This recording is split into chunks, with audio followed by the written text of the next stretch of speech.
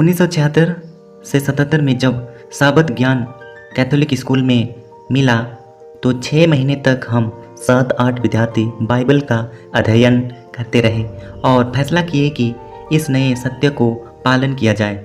जैसे ही इसकी भनक स्कूल प्रशासन को लगी तो उन्होंने इसका पता लगाया कि कौन इसका नेतृत्व कर रहा है।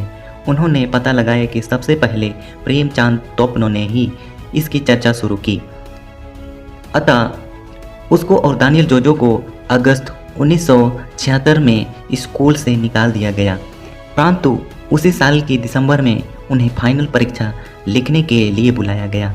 मजे की बात यह है कि दोनों ने बिना पढ़े ही 8वीं की फाइनल परीक्षा पास कर ली। अगले साल शुरू से ही सच्चाई की खोज फिर से जोर पकड़ने लगी। मार्च महीने में स्कूल प्रशासन ने एक बार फिर पता लगाया कि बाइबल अध्ययन में कौन कौन शामिल हैं, और जब मेरा नाम भी आया तो एक टीम मुझसे बात करने के लिए आई। इस टीम को कई फादर और स्कूल के शिक्षक और स्थानीय चर्च के अधिकारीगण, स्कूल मिलाकर के 24 थे। जब वे मेरे घर आए तो मैंने सबका स्वागत किया और बैठने का आग्रह किया, पर उन्होंने बैठने से मना कर दिया। अतः हमारी 20 मिनट की मीटिंग खड़े खड़े संपन्न हो गई। मुझे पूछा गया कि मैंने एडवेंटिस्ट चर्च की तरफ मन लगाया है। मैंने कहा यह बिल्कुल सच है। तब उन्होंने पूछा कि कैथोलिक चर्च को क्यों छोड़ना चाहते हो। मैंने कहा बाइबल के अनुसार चलने के लिए। इस तरह बहुत प्रश्न पूछे गए। मैंने सबका जवाब उनकी आंखों में देखकर दिया। जब भी मैं उनकी आंखों में आंखें डालकर देखा तो वे सिर झुका लेते थे।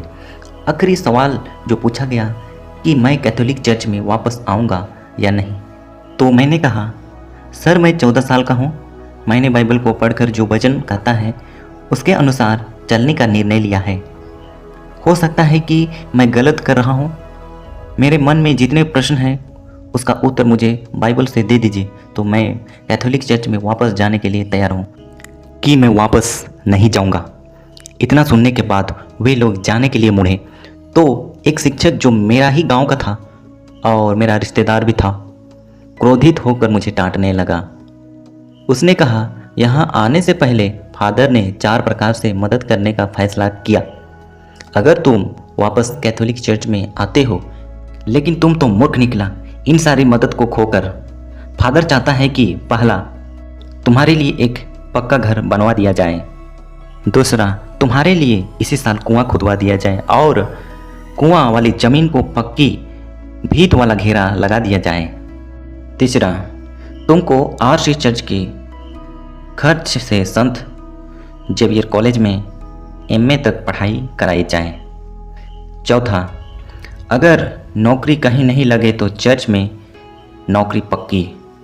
मैंने कहा जब मैं चर्च को चुन रहा था तब मेरा पिताजी ने मुझे सलाह दी थी कि मैं कैथोलिक चर्च में शामिल हूँ क्योंकि उसी में गेहूँ चावल वगैरह मिलता है।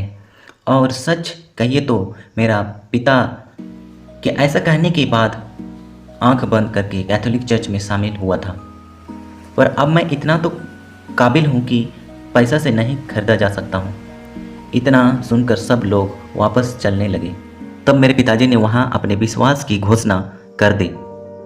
उसने कहा आज तक तो मुझे लगता था कि मेरा बेटा कुछ गलत कर रहा है, पर आज की बातचीत से मामला बिल्कुल साफ हो गया है कि मेरा लड़का सच बोल रहा है, क्योंकि मैंने देखा कि मेरा 14 साल का बेटा आप लोगों की आंखों में आंसू डालकर पूरे आत्मविश्वास के साथ बोल रहा है, लेकिन आप लोग उस 14 साल के लड़के के साथ ना तो आंख मिला पा रहे हैं, ना तो आप लोग के पास उसके प्रश्नों का जवाब है। सो अब मुझे गर्व है कि मैं इस लड़के का पिता हूँ।